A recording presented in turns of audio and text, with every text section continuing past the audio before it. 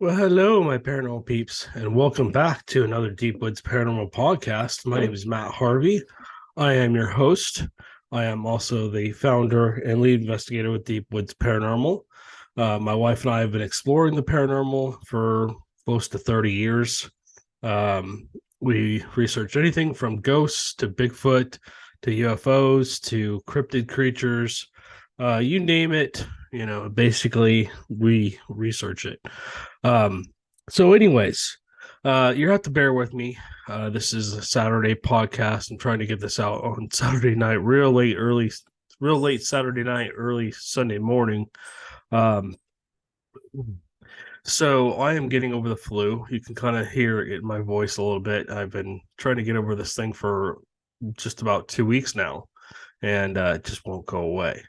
So some people have sent me some links to different websites and asked me to go through and talk about different um, urban legends and stuff like that because they are kind of part of the paranormal. A lot of the times they lead to um, people going to research locations that might have these urban legends or whatever. So let me look into my crystal ball. Oops. Camera's not quite picking it up. How funny. Anyways, there it is. So this is my crystal ball. Yeah, a new item in the Deep Woods Paranormal office. Um, we've got a lot of new stuff. We got a lot of new cool stuff from Christmas. Some new things to put up and stuff. So one of these days I'll show you guys around the office. Maybe if we do a live. All right, let me share my screen. And let's go here. All right. So this is the Caller Times. This is a Texas website out of Corpus Christi. It's called the Corpus Christi Caller Times. A guy named John Olivia. Excuse me if I butchered your name, sir. I apologize. They wanted me to talk about the different things on here. It says Texas urban legends, tales about goat people, ghosts, eerie children, and more. So these are just urban legends. Some of them are what I would say real. Some of them aren't. So it says urban legends are everywhere. We've all heard that one something walking up in a tub of ice with their with their kidney removal on the tail of a woman dying her dog in a microwave because it was wet, drying her. Oh God! Let me try that again. We've all heard the one about someone walking up in a tub of ice with their kidney removed, or tale of the woman dying her dog, drying her dog in the microwave because it was wet. These stories have haunted generations for years. But what about the urban legends that originated in Texas? There are a ton of spooky tales, but Caller Times rounded up the top 10 scariest ones below, and it says, do you think any of them are real? Okay, so let's start here. This says black eyed children. Now, if you've heard about the black eyed children, there's some sort of like demon child. They look like a normal kid, except their eyes are completely black. They're usually quiet. If you're in a vehicle or a home, they might come up and knock on the window or the door and essentially ask to come in. Now, I've heard you're never, ever, ever supposed to let them in. Just tell them, sorry, you need to go away, whatever. And supposedly they are telepathic and they can essentially affect your thoughts. Anyways, so there's a lot of stories out here about black-eyed children, but let's read this real quick. When you see children, your mind goes to angelic, sweet beings with an imagination as big as the sky. Bear with me, guys. I'm still not over this flu. Now imagine a child coming up to you with pale skin and black eyes and asking for your help. And it's not so cute anymore. The earliest reported sightings of these kids was in 1996 in Abilene, Texas. A guy named Brian Bethel a journalist said he stopped at a parking lot near a movie theater to try to check. He rolled down his window after the an older boy tapped on the driver's side window. Uh, noted immediately a soul-wrecking fear. The older boy said he and his younger brother wanted to catch a movie but left their money at home. He asked Bethel for a ride. He realized they wouldn't make it for the last show of the film. He said he broke eye contact with the boy and realized his eyes were completely blacked out. The older boy became frustrated with Bethel and told them they couldn't go into the car until he said they could. After that, Bethel sped out of the parking lot in fear. So that's typical with these black eyed kids. If you're watching this on our YouTube channel, you can kind of see a picture of what looks like a scary little girl with maybe a doll in her hands, and she's got just solid black eyes. To my knowledge, there aren't any pictures of these little kids. There could be, people don't always share evidence. We don't always share evidence depending on the situation and what's going on and whatever else. Sometimes we get something that we don't want out there, either because it could do harm to others, or essentially it's a piece of evidence we don't want somebody else seeing and possibly messing with us. And yes, we have been watching the government kind of watch us when we're out and about doing paranormal research. Okay, so this is called Century Theater, and the Century Theater stands in downtown Corpus Christi. It actually opened its doors in 1942, and is said to be haunted by the spirit of a woman who is murdered by her jealous lover. Oh boy. The woman worked as an usher and was stabbed by her partner as she left the women's restrooms on the upper floor near the mezzanine. Basically, that's just the upstairs. It's kind of like a gate or a fence. Just kind of keeps you from falling off the edge of the floor there, essentially. Her white uniform was stained with her blood. The urban legend goes if you've heard blah. The urban legend goes if you head to the seats at the top of the stairs and overlook them, it is likely you will encounter the woman's spirit. Stay on your guard, though, because she will not want you there and will do anything to force you to leave. People have claimed she's makes them cold, or will give you a good push. Now, theaters in general, and I've talked about theaters, I think, before, so I won't talk about this too much. But theaters in general, essentially, I clicked on something and I lost.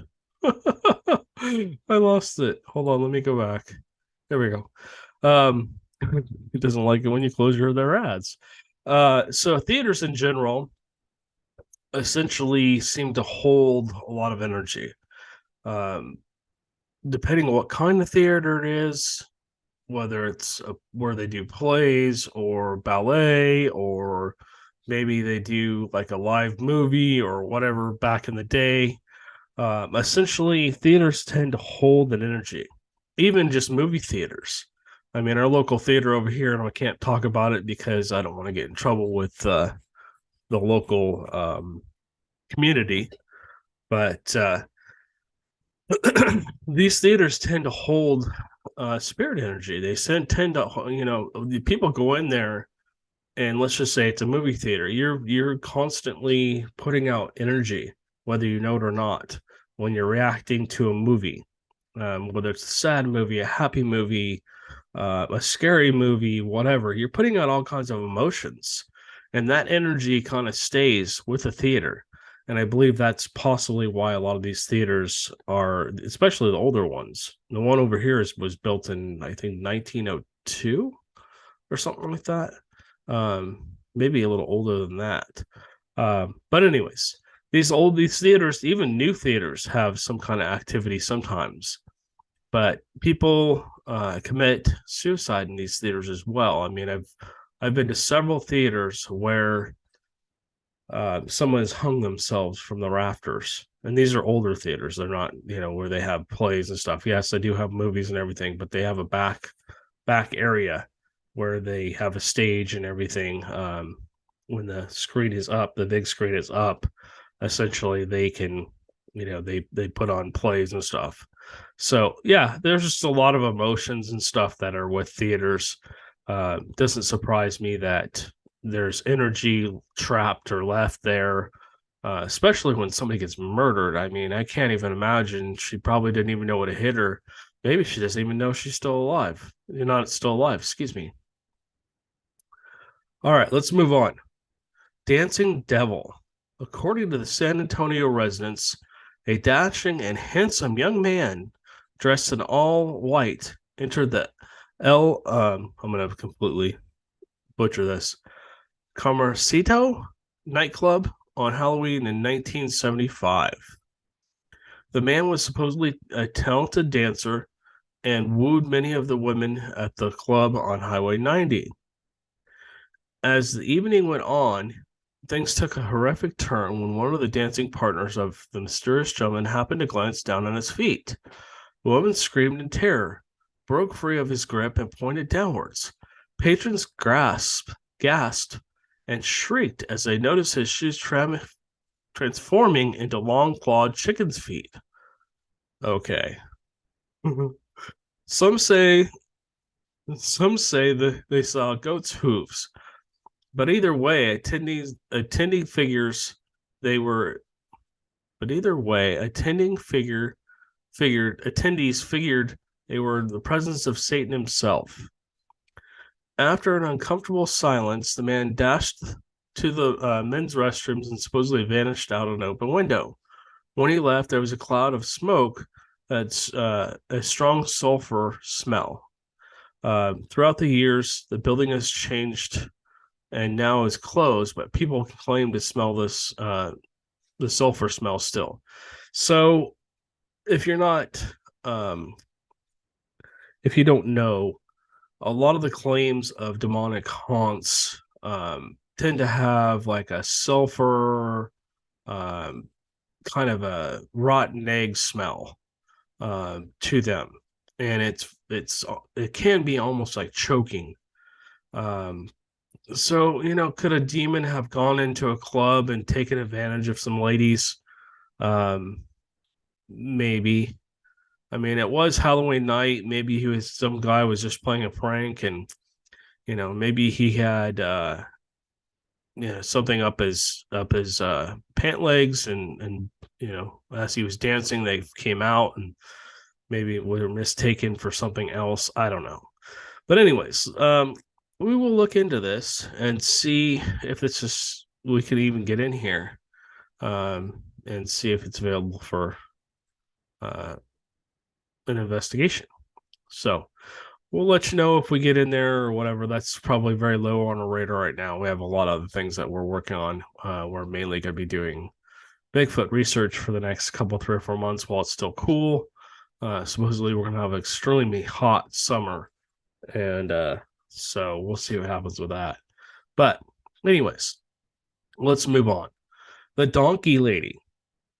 The tale goes that in the mid 1800s, a family of four settled near Elm Creek in San Antonio. One day, a wealthy man from the area came past their home and started to tease a donkey the family owned. Bear with me, guys. I'm struggling here. When the animal bit the man out of fear, he became enraged and started beating it severely. The husband and wife heard the cries and ran outside. Seeing one of their livestock was so close to death, they started pelting rocks at the abusive man, who yelled explicit, basically profanities at them before leaving. Later that evening, he and a group of other men sneaked to the family's home and set it on fire in retaliation. They blocked the exits to make sure no one escaped. The husband was able to break through, but was immediately gunned down while he heard the screams of his wife and children burning alive inside. Jesus, excuse my language. Holy moly! Just as the mob was set to leave, a figure in flames stumbled out of the home. The wife, her hands had been melted to nubs. Her face became deformed and sagged from the fire, and her skin was burnt black. She let out a piercing wail and hurled herself into the creek. Her body was actually never found. Today, there is a donkey lady bridge over Elm Creek where people have claimed to witness a creature with donkey face screaming at them from the window of their car, and later found hoof-like indentations on their vehicles. Legends has it she still haunts the area and torments those who try and cross the bridge while grieving the loss of her family. God, can you imagine? Um, I think we've been to Donkey Lady's Bridge, or we've been around it. I know we've been to another area that was supposedly demonically haunted, a bridge. It didn't look like this. It was actually covered. It had metal beams going up the side.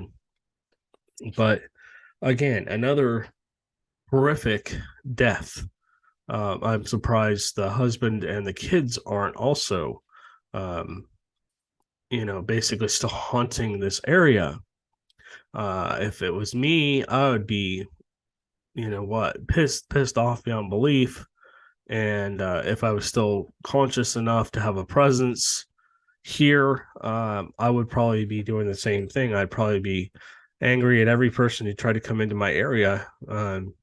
It sounds like she's just being protective of her area and she's just angry about being burned alive. Can you imagine what that would be like? I mean, I can't even imagine how terrible that would have been. Okay, so let's move on. Fang Baby of Old Purcell Road. In the 1960s, a group of friends were driving home late at night on Old Purcell Road after a night of drinking. The driver suddenly swerved and landed the vehicle in brush off the shoulder of the road. He thought he saw a toddler wearing a white shirt and a diaper and with a bloody mouth. The friends argued about whether it was a baby in the street or not, but the driver insisted it wasn't and drove home. The next day, the driver decided to return to the area and do some further investigation to see what he thought it was, to see if he thought it was real. While he was on the road, he got a flat tire. It was so badly damaged that he didn't notice 2 puncture marks in it. After changing the tire, he returned inside his car, grabbed a beer out of his cooler, took a sip, and started to doze off. He was awakened when he felt a sharp pain on the backside of his neck. There was the toddler, the same one he saw the night before, standing in his lap with blood dripping from its mouth.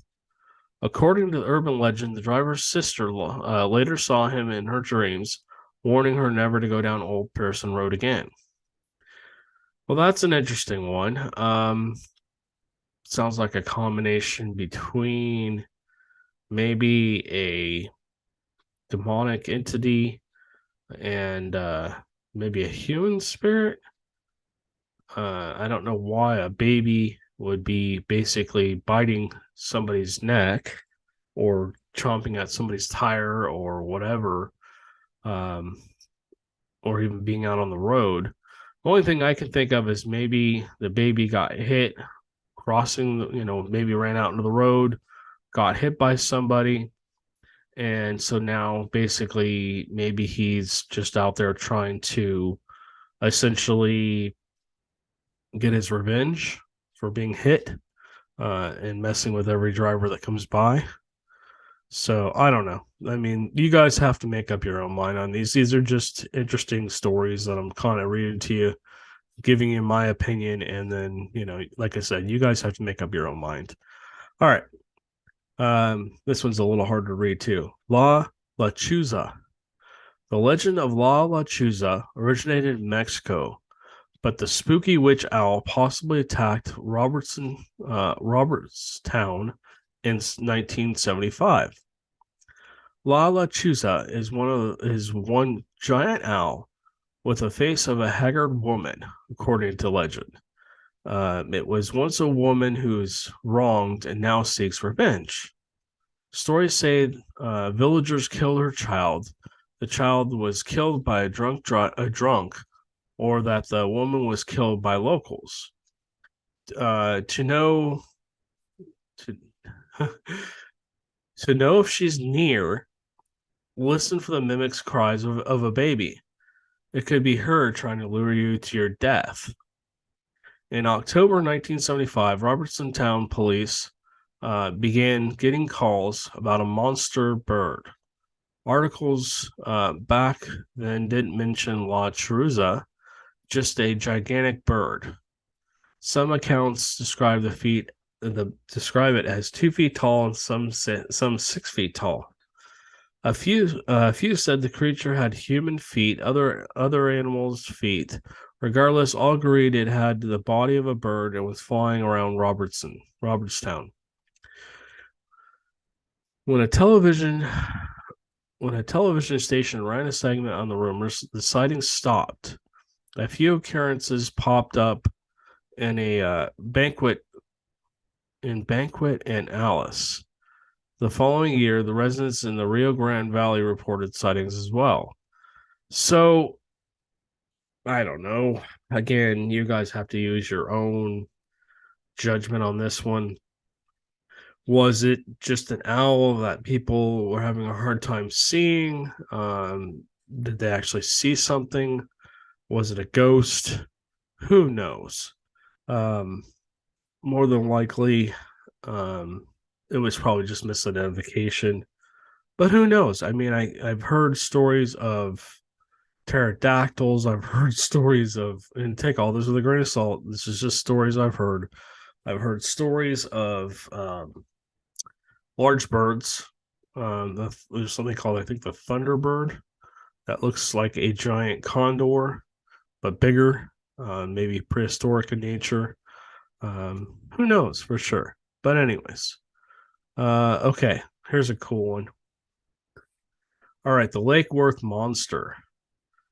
The Goatman legend didn't occur until 1969 when local citizens of Fort Worth reported that they saw a creature that looked half man, half goat with fur and scales.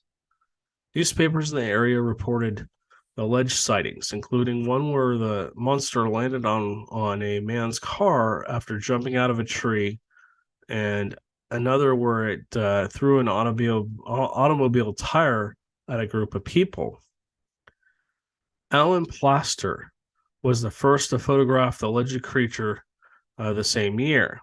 Newspapers published it, and locals headed to the lake at night to try and get a glimpse of the Lake Worth monster. Excuse me. Let's see. Local police investigated the claims, but found no evidence in the area. The legend goes: if you're out in the lake in the evening, listen carefully, and you'll hear cries, waiting to strike at the most opportune time. So I've heard stories about the Lake Worth monster. This is more like a goat man type thing. Upper body of a kind of a whole body of a goat. It's kind of like a Bigfoot slash goat. It has the horns of a goat and stuff like that, and it's also got the back legs of a goat, but it has like a normal upper body, chest, and normal hands, supposedly, with very long claws, supposedly. Um, I've heard a lot of stories about this. I actually watched a couple of shows on it, and it's something I want to pursue in the future. Um, but like for example, they call it the Goat Man legend. So yeah, basically this is the Goat Man. And if you're watching the YouTube channel, you can see a blurry picture of something. To me, that's really not credible. I mean, that could have been like a rabbit or anything, maybe a small animal that was filmed close up. If you look at the guy's finger on this picture, it's like a quarter of the width of this. I mean, the height of this creature. And if you look at the grass is coming up about a quarter way up the back of it. So either it was just a really blurry picture or this is not the real picture. I've actually seen pictures of what goat men look like, and they don't look anything like this. All right, so let's end with this one. Oh, my phone's dinging for some reason. Okay, so Martha's Chapel Cemetery on Demons Road. I'm not going to even read this. Well, I guess I will. Located in Huntsville, it is located in Huntsville and Bowden Road, better known as Demons Road. The urban legend goes that eerie feelings sweep over anyone who dares to disrupt the spirits said to be lingering down the street. The old road also leads to cemetery, Martha Chapel Cemetery, built in the 1830s. Not much is known about the chapel, other than the name was inspired by the first person buried in the cemetery, Martha Palmer. While driving down Demons Road, witnesses reported handprints being left on their vehicles. Mysterious red lights have also been seen along the road before handprints appeared. Others have said they visited apparitions of young children riding a tricycle down the road with glowing red eyes. So whatever the spirit decides to reveal themselves to you down Demons Road, drive away fast. Okay, so first off, um, Demons Road, as they call it, or Martha's Chapel Cemetery, is private, as we found out. You can see it back on our other video. We had to cut our video short. The second time we went out there, we didn't know it had been, number one, we didn't know it had been vandalized so badly. Kids had thrown, and I talked about this before, but kids had vandalized the cemetery. I'm not going to get into it. We know that there was an actual old town where the cemetery was. I've done a lot of research on this. We know there used to be at least two chapels. One chapel was there originally, and then unfortunately it burned down. And then essentially the second chapel was erected, and I don't know if it flooded or what, but the town itself basically just basically decayed, I guess you could call it, and is no longer there. The only thing left is a cemetery. There are farms all around the cemetery, and yes, it is in the middle of the woods. It's also home to a Bigfoot-like creature. We've had encounters there. Something growled at us several times. Also, while we were there with some other people chit-chatting, the first time we went, we told the people, you got to clear yourself before you leave. If there's anything with me, you can't go home with me. You need to stay here. And their vehicle battery immediately, brand new car, died, just drained. We also witnessed that same group of people as we were standing there. It looked like somebody sliced open the lady's calf in two or three places, and that was right after I saw something with two red eyes. I saw that thing. It wasn't very tall, probably child height. I don't think it was human, and I don't think it was happy that we were there. I don't know what happened in this area. I will tell you that this is a segregated cemetery. Now, remember, this cemetery was built back in before the 1800s. Actually, I think the cemetery's been there a lot longer than 1830. But the front is predominantly white, and the back is predominantly everybody else. And there's bodies buried outside of the cemetery as well. Just because when the original people were there, I think they were German. I think they were Protestant or something. And they essentially, if you weren't part of the church or you didn't, go to the church or you didn't believe in their religion, you couldn't be buried in the cemetery. Um, like I said, the back part of the cemetery has now there's a lot of new fresh graves, but originally it was for the slaves. So again, this is Texas. There was slavery back in the day. Sorry to bring that up, but you know, it happened, and people these days are a lot different than they used to be. So, also, when we were sitting in the car, we witnessed it was myself, my wife, and Gil. We were sitting in the Bronco, and that thing's like a tank. I mean, they had quarter-inch steel around it, heavy duty metal, very hard to dent or bend or anything like that. Anyways, we were sitting there, and we just left the cemetery. Gil was feeling a little ill, so we left the cemetery. I don't think this got onto our YouTube channel, and as we were sitting there, I could see something moving around us. And then we started hearing like somebody tapping like on the metal with their fingernails. And then the K2 started lighting up. We had three of them in the car, and all three of them started lighting up at the same time. They were in different places. One was up on the dash. Gil had one in his pocket, in his hand. And Amanda also had one, I think. And as we sat there, the car started like being rocked back and forth. It was the creepiest thing. It felt creepy. I don't get scared very often, but I did not feel very comfortable with that. Let's put it that way. And so, yeah, just not a very good feeling overall.